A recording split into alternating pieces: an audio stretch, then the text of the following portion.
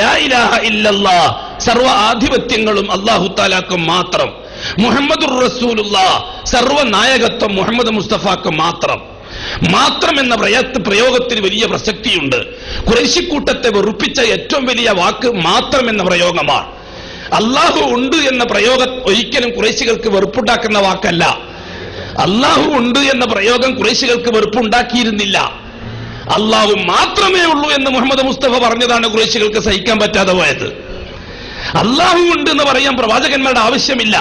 പ്രവാചകന്മാരില്ലാത്ത കാലഘട്ടത്തിനും അള്ളാഹുവിനെ അംഗീകരിച്ചവരായിരുന്നു ജനം. എല്ലാ കാലഘട്ടവും പരിശോധിച്ച് നോക്കി. നൂഹ് നബി അലൈഹി സ്വലാത്തു വസ്സലാമിന്റെ കാലഘട്ടം പരിശോധിച്ച് നോക്കി. അള്ളാഹ് ഉണ്ട് എന്ന് അംഗീകരിച്ച സമൂഹത്തിനാണ് അള്ളാഹുവിനെ പരിചയപ്പെടുത്തി കൊടുക്കുന്നത് നൂഹ് നബി. ഇബ്രാഹിം നബിന്റെ കാലഘട്ടത്തിനും അള്ളാഹു ഉണ്ട് എന്ന് അംഗീകരിച്ചൊരു സമൂഹത്തെ അള്ളാഹ് ഇല്ലാന്ന് വെച്ചിട്ട് സമൂഹം പ്രവാചകന്മാരെ കാലഘട്ടത്തിൽ ഉണ്ടായിട്ടില്ല. അള്ളാഹുവിനെ പരിചയപ്പെടുത്തി കൊടുക്കാൻ നബിമാരാരും വന്നിട്ടില്ല. നബിമാരാരും അള്ളാഹിനെ പരിചയപ്പെടുത്തി കൊടുക്കാൻ വന്നിട്ടില്ല. നമ്മളങ്ങനെ തെറ്റിദ്ധാരണ വന്നു പോയിട്ടുണ്ട്. മുഹമ്മദ് മുസ്തഫ തങ്ങൾ വന്നത് അള്ളാഹിനെ പരിചയപ്പെടുത്തി കൊടുക്കാനാണ്. വല്ലാഹി തമ്പുരാനത്തിനാണ് സത്യമല്ല. കാരണം ഖുറൈശികൾക്ക് അള്ളാഹിനെ നന്നായിട്ട് അറിയാം. ഖുറൈശികൾക്ക് അള്ളാഹിനെ നന്നായിട്ട് അറിയാം. നമുക്ക് എല്ലാവർക്കും അറിയുന്ന ഒരു വിഷയല്ലേ മുഹമ്മദ് മുസ്തഫ സല്ലല്ലാഹു അലൈഹി വസല്ലം തങ്ങളുടെ ബാപ്പാന്റെ പേരെന്താ? എന്താ പറഞ്ഞോളി. അബ്ദുള്ള എന്നല്ലേ? എന്താ മോൻ വന്നിട്ട് ബാപ്പാക്ക് പേരിട്ടതോ? മുഹമ്മദ് മുസ്തഫ തങ്ങൾ വന്നിട്ടാണ് ബാപ്പാക്ക് പേരിട്ടത് അബ്ദുള്ള. അബ്ദുള്ള എന്ന അബ്ദുള്ളക്ക് അബ്ദുൽ മുത്തലിബ് പേരുണ്ടെങ്കിൽ മുഹമ്മദ് മുസ്തഫ തങ്ങൾ വരുന്നതിന് മുമ്പേ അള്ളാഹ് എന്ന ജലാലത്തിന്റെ ഇസ്മ പ്രയോഗത്തിലുണ്ടെന്നല്ലേ മനസ്സിലാകുന്നത്. വേറെ കുറിച്ച് ചോദിക്കട്ടെ. അബ്രഹത്തിന്റെ പട്ടാളം കഅബാലയത്തിൽ കരസേവക്ക് വേണ്ടി വന്നു. കഅബാലയം തകർക്കാൻ വേണ്ടിയിട്ട് അബ്രഹത്തിന്റെ പട്ടാളം വരാൻ പോന്നു. അബ്ദുൽ മുത്തലിബാണെന്ന മക്കയുടെ കാവൽക്കാരൻ. അബ്ദുൽ മുത്തലിബ് കഅബാലയത്തിന്റെ പടിവാതിൽക്കൽ നിന്നുകൊണ്ട് ദുആ ചെയ്തത് ചരിത്രത്തിന്റെ കിതാബിലുണ്ട്. അല്ലാഹുമ്മ യാ റബ്ബ ഹാദൽ ബൈത്ത്. അല്ലേ? അബ്ദുൽ മുത്തലിബ് ആരോടാ ദുആ ചെയ്തത്? ലാത്തയോടോ, ഉസ്സയോടോ, മനാത്തയോടോ? അല്ലാഹുവിനോട്.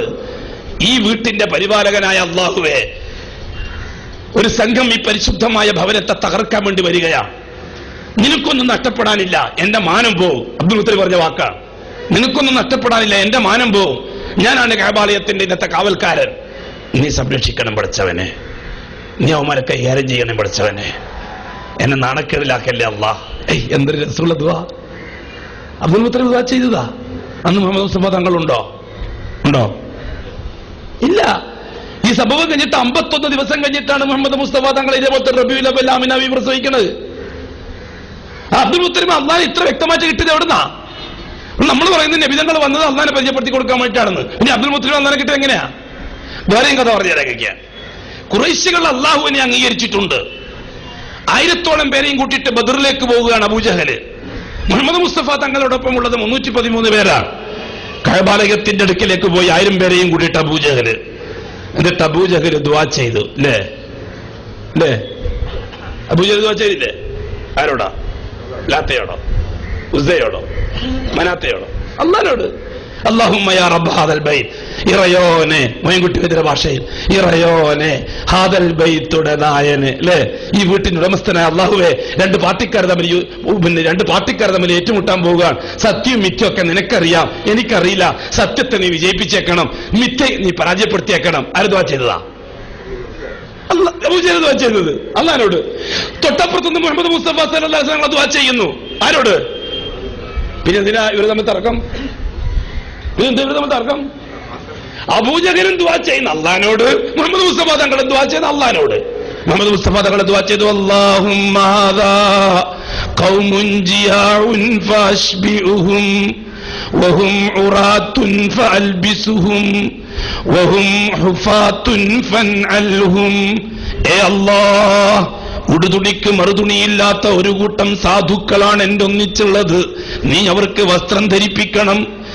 അല്ലാഹ്, കാലിൽ ചെരുപ്പ് വാങ്ങി ധരിക്കാൻ നിവൃത്തിയില്ലാത്ത പാവങ്ങളാണ് എന്റെ ഒന്നിച്ചുള്ളത്. നീ അവർക്ക് ചെരുപ്പ് ധരിപ്പിക്കണേ അല്ലാഹ്. അല്ലാഹ്, ഒരു നേരത്തെ കഞ്ഞി കുടിക്കാൻ നിവൃത്തിയില്ലാത്ത സാധുക്കളാണ് എന്റെ ഒന്നിച്ചുള്ളത്. അവർക്ക് വയറ് നിറച്ചും തിന്നാൻ നീ കൊടുക്കണേ അല്ലാഹ്. അഷ്റഫുൽ ഖൽഖായ മുത്ത് ദീനുൽ ഇസ്ലാമിന്റെ പരിശുദ്ധമായ പ്രബോധനത്തിന്റെ മാർഗത്തിൽ ത്യാഗം സഹിക്കുന്ന ആ കൊച്ചു സംഘത്തിന് വേണ്ടി അള്ളാഹുവിനോട് ദുആ ചെയ്തു. തൊട്ടിപ്പുറത്ത് നിന്നിട്ട് ആ കൊച്ചു സംഘത്തെ നശിപ്പിക്കാനുള്ള ആർത്തിയിൽ വന്ന അബൂജഹലും അള്ളാഹിനോട് ദുആ ചെയ്തു. രണ്ടു കൂട്ടരും അള്ളാഹിനോടാണ് ദുആ ചെയ്തത്. ഇവിടെ രണ്ടു കൂട്ടരും തർക്കം പിന്നെ ഏത് കാര്യത്തിലാണ് നിങ്ങൾ പറ? പിന്നെന്തിനാ ബദലുണ്ടായത്?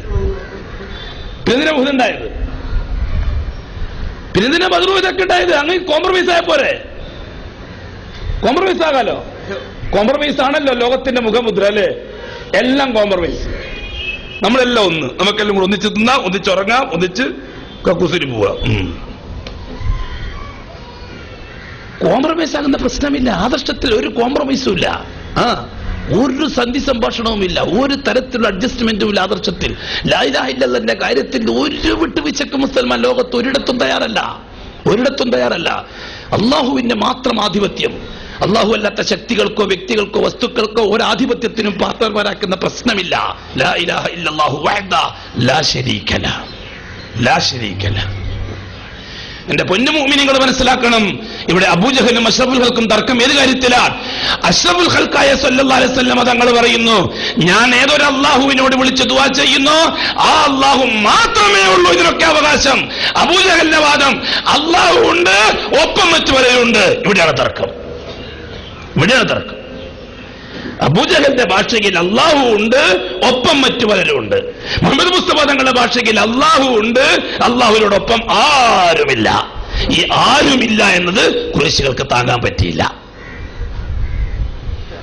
അള്ളാഹു മാത്രം എന്ന പ്രയോഗം താങ്ങാൻ ഖുറൈശികൾക്ക് കഴിഞ്ഞില്ല. അള്ളാഹു ഉണ്ടെന്ന് പറഞ്ഞിരുന്നുവെങ്കിൽ ഖുറൈശികൾ അഡ്ജസ്റ്റ് ചെയ്യാൻ തയ്യാറായേനെ. അള്ളാഹു മാത്രമേ ഉള്ളൂ എന്ന വാക്ക്, ലാ ഇലാഹ ഇല്ലല്ലാഹ് എന്ന വാക്ക്, അത് ഖുറൈശികൾക്ക് താങ്ങാൻ കഴിഞ്ഞില്ല. നമ്മൾ മനസ്സിലാക്കേണ്ട കാര്യം അത് തന്നെയാണ്. ഈ പറയുന്ന നമ്മൾ മനസ്സിലാക്കേണ്ട കാര്യം അത് തന്നെയാണ്. മുഅ്മിനീങ്ങളുടെ കൂട്ടത്തിൽ ഒരു വിഭാഗം അള്ളാഹു ഉണ്ട്, അള്ളാഹുവിനോടൊപ്പം മറ്റു പലരുണ്ട്. വേറൊരു കൂട്ടുകാർ അള്ളാഹു ഉണ്ട്, അള്ളാഹു മാത്രമേ ഉള്ളൂ. രണ്ടും അംഗീകരിക്കാവുന്നേ ഉള്ളൂ. ഒരു പാർട്ടി അബൂജഹലിന്റെ പാർട്ടി, മറ്റേ പാർട്ടി മുഹമ്മദ് മുസ്തഫാന്റെ പാർട്ടി. തീർന്നില്ല കഥ. കൂടുതൽ ചർച്ച എന്തിനാ? കൂടുതൽ സംവാദം എന്തിനാ? ആണോ? സംഗതി തീർന്നല്ലോ, ഒറ്റവാക്കി തീർന്നു.